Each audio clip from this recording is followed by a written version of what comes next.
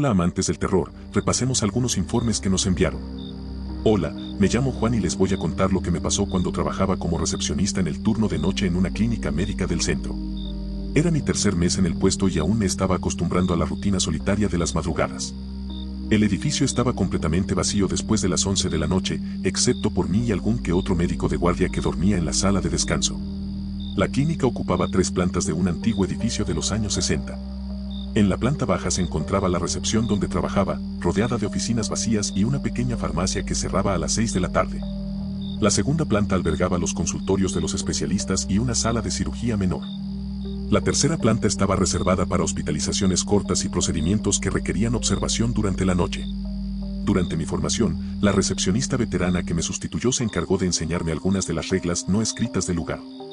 La señora Carmen llevaba más de 15 años trabajando en esos turnos y conocía cada ruido, cada sombra y cada peculiaridad del edificio. Me condujo a la pequeña sala de espera y me señaló una vela gruesa en un vaso de cristal sobre la mesa de centro. La regla más importante que me enseñó fue categórica y sin excepciones. Después de la medianoche, nunca atender a pacientes sin cita previa. No importaba lo desesperados que parecieran ni lo convincentes que fueran sus historias. Además, la vela de la sala de espera debía permanecer encendida durante todo el turno. Si se apagaba por cualquier motivo, debía volver a encenderla inmediatamente. Doña Carmen nunca me explicó el porqué de estas reglas. Cuando le pregunté, simplemente negó con la cabeza y dijo que algunas cosas eran mejor tomarlas sin cuestionarlas. Comentó vagamente sobre incidentes extraños de turnos anteriores, pero cambiaba de tema cada vez que intentaba obtener detalles. Su expresión seria me hizo comprender que no se trataba de supersticiones tontas, sino de precauciones necesarias. Las primeras semanas transcurrieron sin mayores problemas. De vez en cuando, llegaban urgencias de verdad de madrugada, siempre con citas o derivaciones de otros hospitales. Revisaba sus documentos, los confirmaba en la agenda electrónica y les permitía el acceso a las oficinas. Entre cita y cita, pasaba el tiempo leyendo o navegando por internet, siempre atento a la suave luz de la vela en la sala de espera. Fue en la 5ª semana que las cosas empezaron a ponerse raras. Era un típico martes de invierno, con una llovizna y un viento frío que silbaba por las rendijas de las ventanas. El reloj marcaba exactamente las 2:30 de la mañana cuando oí el primer timbre. El sonido resonó por el pasillo vacío con una intensidad que me hizo saltar de la silla al instante. Miré a través del cristal de la recepción, pero no vi a nadie en la entrada principal. La iluminación exterior funcionaba con normalidad y no había señales de movimiento en los alrededores. Pensé que podría ser el viento o un problema eléctrico temporal. Regresé a mi silla, pero mantuve la atención fija en la entrada. 15 minutos después, el timbre volvió a sonar. Esta vez me acerqué a la puerta de cristal para comprobarlo. Abrí la primera puerta del recibidor y miré a ambos lados de la calle. No había absolutamente nadie. Ni peatones, ni coches aparcados sospechosamente, ni ninguna explicación lógica para el timbre. El viento había amainado y la lluvia había parado por completo. Al volver a la recepción, noté que la temperatura había bajado considerablemente. El aire acondicionado no estaba encendido y la calefacción funcionaba con normalidad, pero sentí un escalofrío que me recorrió la espalda. Fue entonces cuando noté algo aún más inquietante. La vela de la sala de espera parpadeaba violentamente, como si una corriente de aire frío inundara la habitación. Caminé hacia la sala de espera para comprobar si había ventanas abiertas o grietas en las paredes que pudieran explicar el repentino cambio de temperatura. No encontré nada fuera de lo común, pero la sensación de frío intenso persistía en ese espacio. La vela seguía parpadeando erráticamente, proyectando sombras danzantes sobre las paredes blancas. Fue entonces cuando oí los pasos. No eran los sonidos familiares del edificio asentándose ni los lejanos ruidos del tráfico nocturno. Eran pasos humanos, distintos pero extraños. Se oían arrastrados, como si la persona tuviera dificultades para caminar con normalidad. El sonido provenía del pasillo que conducía a las oficinas de la planta baja, pero estaba completamente seguro de que no había dejado entrar a nadie. Cogí la linterna del cajón de recepción y me dirigí hacia donde provenían los ruidos. El pasillo estaba sumido en la oscuridad, iluminado únicamente por la luz de emergencia del fondo. Caminé despacio, intentando localizar el origen exacto de los pasos, pero cesaron en cuanto salí de recepción. El silencio que siguió fue aún más inquietante que los ruidos anteriores. Regresé a mi puesto e intenté concentrarme en la lectura, pero la atmósfera del lugar había cambiado por completo. La sensación de ser observado se volvió casi opresiva. Miraba con frecuencia por encima del hombro y me sobresaltaba al menor ruido. La vela de la sala de espera había dejado de parpadear, pero la temperatura seguía normalmente baja. A las 3:15 de la mañana, sonó el timbre por tercera vez. Esta vez, al ir a mirar, vi una silueta a través del cristal empañado de la entrada. Era una figura humana, pero algo andaba mal en su postura y movimientos. La persona parecía estar encorvada de forma antinatural y se movía con la misma lentitud arrastrada que había caracterizado los pasos en el pasillo. Me acerqué a la puerta, pero mantuve una distancia prudencial. La figura al otro lado parecía intentar hablar, pero su voz era demasiado apagada para que la pudiera distinguir.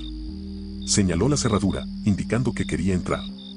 Fue entonces cuando me di cuenta de que llevaba una bata de hospital descolorida y manchada, como las que usaban los pacientes hospitalizados décadas atrás. Inmediatamente recordé la regla de doña Carmen de no atender pacientes sin cita previa después de medianoche. Negué con la cabeza y señalé el reloj de pared, que indicaba que la clínica estaba cerrada para citas no programadas.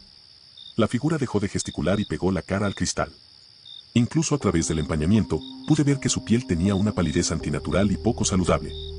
Lo que más me perturbó fue lo que dijo a continuación. Su voz se oyó a través del cristal con una claridad imposible, considerando el grosor del material y el sonido apagado anterior. Dijo que necesitaba terminar la consulta que había comenzado en 1987. Repitió varias veces que el médico la había llamado, pero que la sesión se interrumpió antes del diagnóstico final. Se me heló la sangre al darme cuenta de que no me pedía una nueva cita, sino la continuación de algo que había comenzado hacía más de 3 décadas. Sus ojos, incluso a través del cristal empañado, parecían estar fijos en los míos. Había en ellos una mirada de súplica desesperada, pero también algo más profundo y perturbador que no pude identificar. Permanecí inmóvil varios minutos, sin saber cómo reaccionar.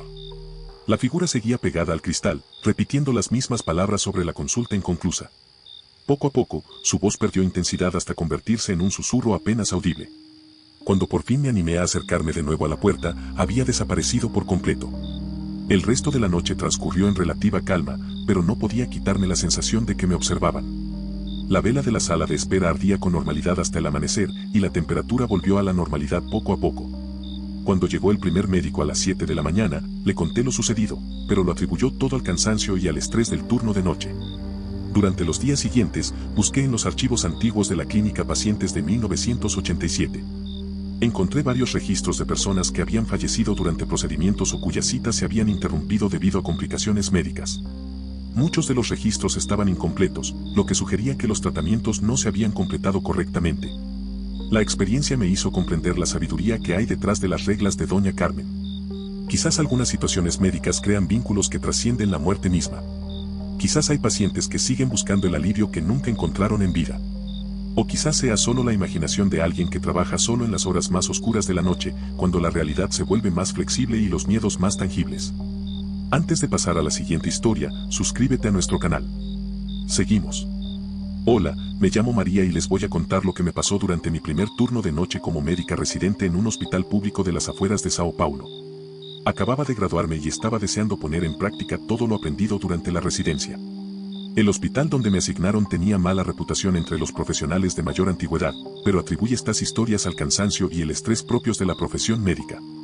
El edificio era antiguo, construido en la década de 1950, con pasillos largos y tenuemente iluminados que resonaban con cada paso de madrugada. Mi primera semana transcurrió con normalidad, atendiendo urgencias menores y atendiendo a pacientes hospitalizados.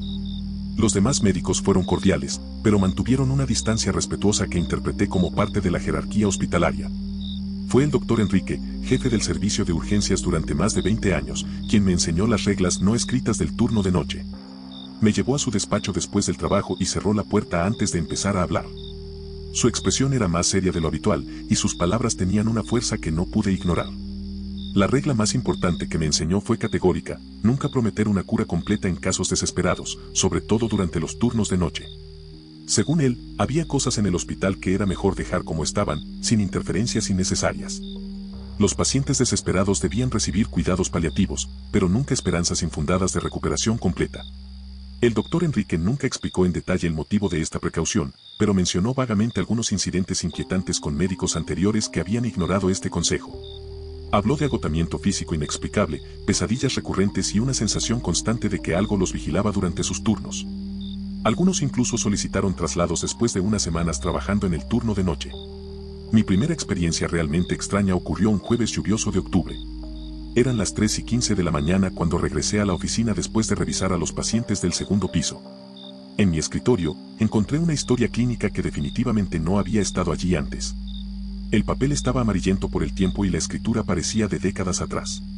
Abrí el historial médico con curiosidad y descubrí que pertenecía a una paciente llamada Elena Gutiérrez, ingresada en 1983 para una cirugía de emergencia. Las notas indicaban complicaciones graves durante la operación, que culminaron en un paro cardíaco irreversible.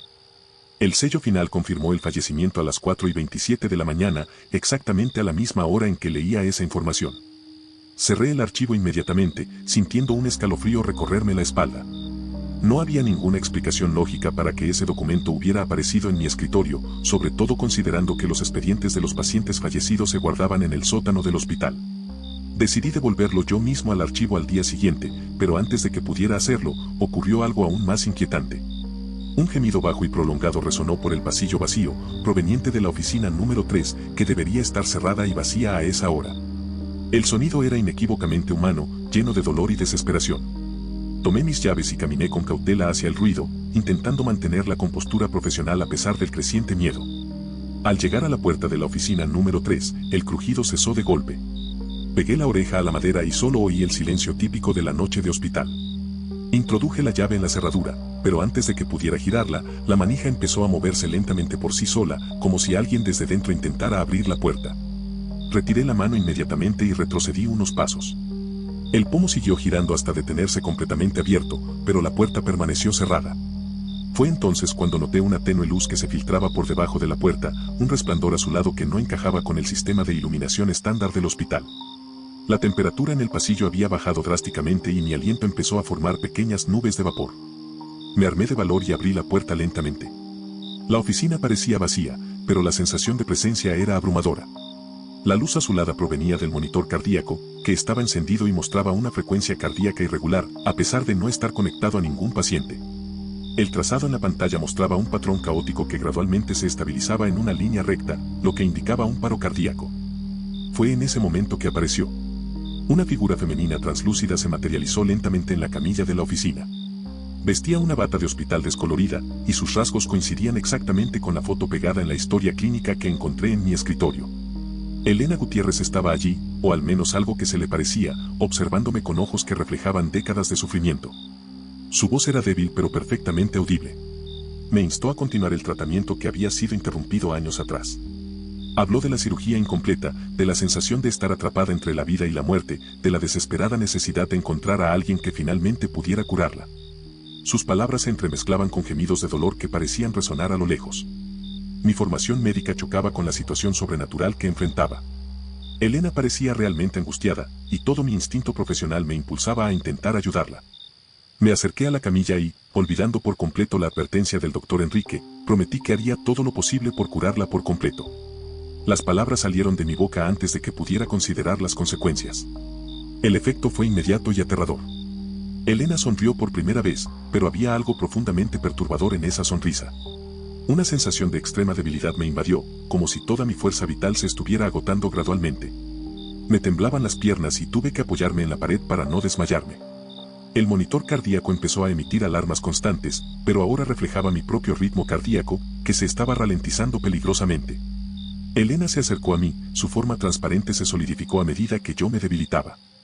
Me di cuenta con horror de que literalmente se estaba alimentando de mi fuerza vital para materializarse en el mundo de los vivos.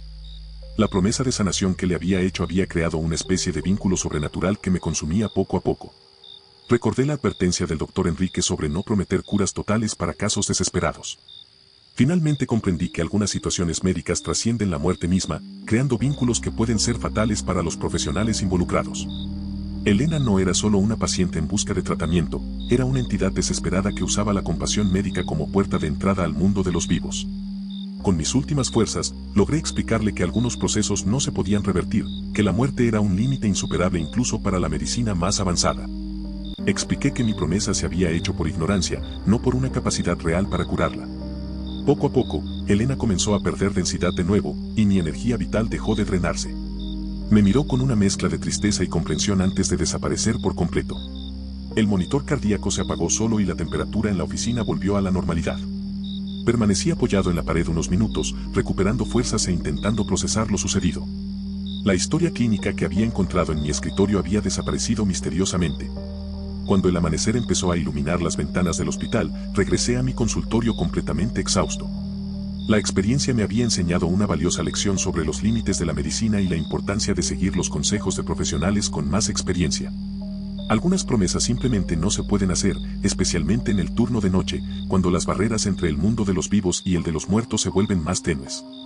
Durante los siguientes turnos, seguí estrictamente las instrucciones del doctor Enrique, tratando casos desesperados con realismo y compasión, pero sin hacer promesas imposibles. Nunca más volví a encontrar historias clínicas misteriosas en mi escritorio ni a oír quejas provenientes de consultorios vacíos. Quizás Elena por fin haya encontrado la paz, o quizás siga buscando a otros médicos dispuestos a hacer promesas que no pueden cumplir. La experiencia me transformó en una profesional más cuidadosa y respetuosa con los misterios que rodean la vida y la muerte. Aprendí que la medicina tiene límites claros y que intentar traspasarlos puede tener consecuencias devastadoras. Algunas curas realmente no se pueden prometer, especialmente durante las horas oscuras de la madrugada, cuando la realidad se vuelve más flexible y los muertos aún buscan alivio a sufrimientos que trascienden su propia existencia. Antes de pasar a la siguiente historia, suscríbete a nuestro canal. Seguimos. Hola, me llamo Carlos y les voy a contar lo que me pasó cuando trabajaba como enfermero en el turno de noche de un hospital universitario en el centro de Porto Alegre. Era mi segundo año en ese turno y ya me había acostumbrado a la tranquila rutina de la madrugada. El hospital era un complejo moderno de 8 plantas, pero aún conservaba algunas salas antiguas de la década de 1970, lo que creaba una atmósfera peculiar en la oscuridad de la noche. Mi área de responsabilidad era el 5º piso, donde se ubicaban la sala de hospitalización general y algunas camas de observación posquirúrgica. Durante la madrugada, solía haber entre 15 y 20 pacientes ingresados, la mayoría en condición estable a la espera de ser dados de alta o de procedimientos selectivos programados para el día siguiente. La rutina incluía rondas cada 2 horas, la administración de medicamentos recetados y la atención de emergencias. La supervisora de enfermería, una mujer con experiencia llamada Lourdes, que llevaba más de 30 años trabajando en el hospital, me enseñó varias reglas importantes para sobrevivir a los turnos de noche. La más impactante y específica era no responder cuando oía que me llamaban después de las 3 de la mañana. Según ella, era fundamental fingir que no había oído y continuar con mis actividades con normalidad.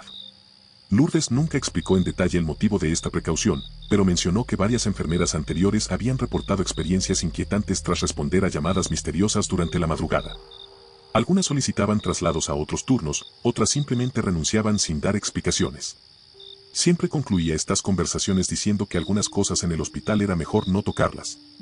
Las primeras semanas en el nuevo trabajo transcurrieron sin incidentes significativos. De vez en cuando oía ruidos extraños provenientes de habitaciones vacías, pero lo atribuía al antiguo edificio que se estaba asentando o a los sistemas de ventilación que funcionaban durante la noche. Los pacientes cooperaban y rara vez tuve que atender emergencias reales de madrugada. Era un viernes lluvioso de septiembre cuando todo empezó a cambiar. El reloj dio exactamente las 4 de la mañana mientras hacía mi ronda por el pasillo este del 5º piso. La mayoría de los pacientes dormían profundamente y solo unas pocas luces de emergencia iluminaban los largos pasillos. El silencio solo lo rompía el lejano sonido de la lluvia golpeando las ventanas. Al pasar por la habitación 7, que se suponía que estaría vacía esa noche, oí que la alarma del monitor cardíaco sonaba de repente. El estridente sonido resonó por el silencioso pasillo, haciéndome dar un respingo. Me acerqué a la puerta, que estaba entreabierta, y de inmediato sentí una drástica diferencia de temperatura. El aire dentro de la habitación era gélido, un marcado contraste con la temperatura normal del pasillo con calefacción. Abrí la puerta con cuidado y eché un vistazo a la habitación. Estaba completamente a oscuras, salvo por la luz azulada del monitor cardíaco, que mostraba un latido irregular y caótico. Ningún paciente estaba conectado al equipo, pero la lectura seguía fluctuando de forma inquietante. Entré en la habitación para apagar la alarma y comprobar si había algún fallo técnico. Fue en ese momento que oí que me llamaban.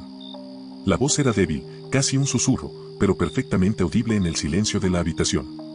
Parecía venir de muy lejos, como un eco distorsionado que traspasaba barreras invisibles. Recordé de inmediato la advertencia del supervisor Lourdes sobre no responder a las llamadas después de las 3 de la mañana. Permanecí inmóvil unos segundos, intentando localizar el origen de la voz. Repitió mi nombre varias veces, siempre con la misma intensidad y el mismo tono desesperado. Había algo profundamente perturbador en su pronunciación, como si alguien con un gran dolor intentara comunicar algo urgente. Me obligué a ignorar las llamadas y me concentré en revisar el monitor de ritmo cardíaco. Al agacharme para examinar los cables, sentí una presencia intensa detrás de mí. El aire se enfrió aún más y mi aliento empezó a formar pequeñas nubes de vapor. La sensación de ser observado se volvió casi insoportable. Me giré lentamente y encontré una figura femenina transparente de pie junto a la cama vacía. Vestía una bata de hospital vieja, descolorida y manchada, y su piel tenía una palidez cadavérica que reflejaba la luz azulada del monitor. Su mirada estaba fija en mí con una intensidad que traspasaba cualquier barrera física o espiritual. La mujer empezó a hablar, pero su voz parecía provenir de varias direcciones simultáneamente. Dijo que necesitaba terminar la cirugía que se había interrumpido años atrás, que no podía encontrar paz mientras el procedimiento permaneciera incompleto. Señaló una cicatriz visible en su abdomen, una marca que parecía haber sido causada por una operación fallida. Me di cuenta de que me enfrentaba a una situación que trascendía mi experiencia profesional habitual. La presencia no era hostil, pero sí una profunda angustia que se hacía casi palpable en el frío ambiente de la habitación. Me rogó que la ayudara a encontrar al médico responsable de la operación, para que finalmente pudiera completar el tratamiento que la mantenía atrapada entre dos mundos. Me sentía dividido entre la compasión natural de un profesional de la salud y mi miedo instintivo a lo sobrenatural. La figura parecía genuinamente desesperada, y todo mi instinto humanitario me impulsaba a intentar consolarla u ofrecerle algún tipo de ayuda. Al mismo tiempo, las advertencias de la supervisora Lourdes resonaban en mi mente con creciente fuerza. Intenté hablar con ella, explicándole que solo era enfermera y no tenía autoridad para autorizar procedimientos médicos. La presencia me miró con una expresión suplicante que me partió el corazón. Décadas de sufrimiento reflejadas en esos ojos transparentes, un dolor que parecía haberse cristalizado en el tiempo y el espacio. Poco a poco, la figura empezó a acercarse a mí con movimientos lentos y pausados. Cada paso hacía que la temperatura de la habitación bajara aún más, y el monitor de ritmo cardíaco empezó a emitir alarmas cada vez más fuertes. Sentía una creciente presión en el pecho, como si me estuvieran chupando el aire del ambiente. Cuando me extendió la mano, comprendí instintivamente que cualquier contacto físico sería irreversible. Había algo en su expresión que sugería hambre, una necesidad desesperada de energía vital que solo podía saciarse a través de la vida. La compasión que sentía por ella empezó a convertirse en puro terror. Retrocedí hacia la puerta, manteniendo contacto visual constante con la presencia. Continuó acercándose, repitiendo mi nombre con creciente intensidad. Su forma comenzó a solidificarse a medida que se acercaba, como si mi propia fuerza vital se usara para materializar su existencia en el mundo de los vivos. Logré llegar a la puerta y salir rápidamente de la habitación, cerrándola tras de mí. El pasillo del hospital nunca se había sentido tan acogedor y seguro. Permanecí apoyado en la puerta durante varios minutos, escuchando los ruidos que provenían del interior de la habitación. El monitor cardíaco seguía emitiendo alarmas, intercaladas con lo que parecían gemidos apagados de frustración. Poco a poco, los ruidos disminuyeron de intensidad hasta cesar por completo. Cuando por fin me armé de valor para abrir la puerta, la habitación estaba vacía y en silencio. El monitor cardíaco se había apagado solo y la temperatura había vuelto a la normalidad. No había rastro de la presencia que había encontrado minutos antes. El resto de la noche transcurrió sin incidentes, pero no podía quitarme la sensación de que me observaban. Cada sombra en los pasillos parecía contener una presencia oculta, y cada ruido normal del hospital cobraba proporciones amenazantes en mi atribulada imaginación. Cuando llegó el primer turno de la mañana a las 7, le informé del incidente a la supervisora Lourdes. Escuchó mi relato sin mostrar sorpresa, limitándose a asentir con expresión de comprensión cansada. Comentó que situaciones similares habían ocurrido varias veces a lo largo de los años, siempre en la misma sala 7. Lourdes me explicó que una paciente falleció en esa sala en 1985 durante una cirugía de emergencia que se interrumpió debido a complicaciones técnicas. La mujer nunca fue operada adecuadamente y murió esperando una segunda oportunidad que nunca llegó. Desde entonces, las enfermeras del turno de noche han reportado encuentros similares al mío. La experiencia me ha enseñado la importancia de respetar las normas no escritas del entorno hospitalario, especialmente durante los turnos de noche, cuando los límites entre el mundo de los vivos y el de los muertos parecen más difusos. He aprendido que algunas situaciones trascienden nuestra comprensión médica convencional y requieren un enfoque más respetuoso y cauteloso. Seguí trabajando en el hospital 2 años más, siguiendo siempre estrictamente las instrucciones de la supervisora Lourdes. Nunca volví a responder a llamadas misteriosas después de las 3 de la mañana y evité quedarme sola en la habitación 7 durante largos periodos. La presencia de la mujer apareció varias veces más, pero siempre respeté su angustia manteniendo una distancia prudencial. Creo que algunas deudas médicas trascienden la muerte misma, creando vínculos entre los pacientes fallecidos y los profesionales de la salud que pueden ser peligrosos para ambas partes. La compasión es una virtud fundamental en nuestra profesión, pero debe ejercerse con sabiduría y discernimiento, especialmente al abordar misterios que desafían nuestra comprensión racional del mundo.